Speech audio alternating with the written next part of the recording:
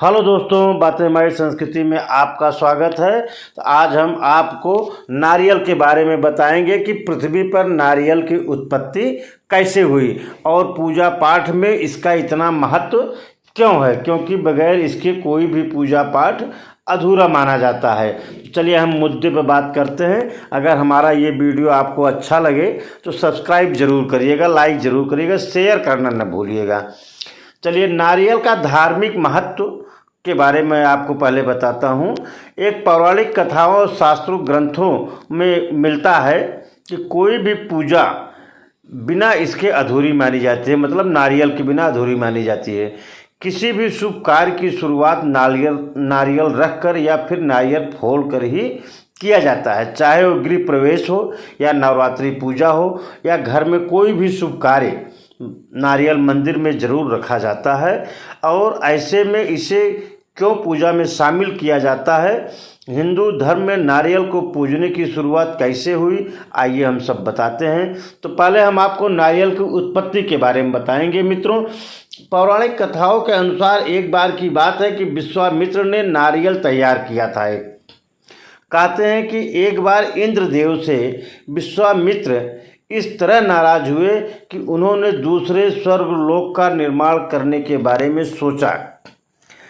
उस पर जब काम शुरू किया तो दूसरे लोक की सृष्टि का निर्माण करते हुए उन्होंने नारियल को मानव का रूप मानकर तैयार किया।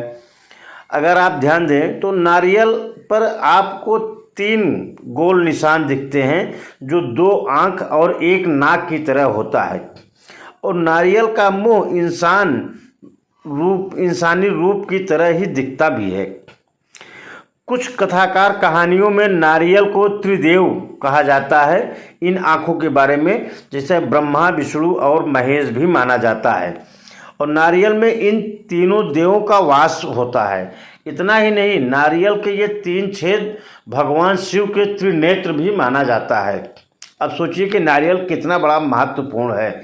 देवी देवताओं में जितना पवित्र ये फल भगवान विष्णु माता लक्ष्मी पृथ्वी लोक पर लेकर आए हैं।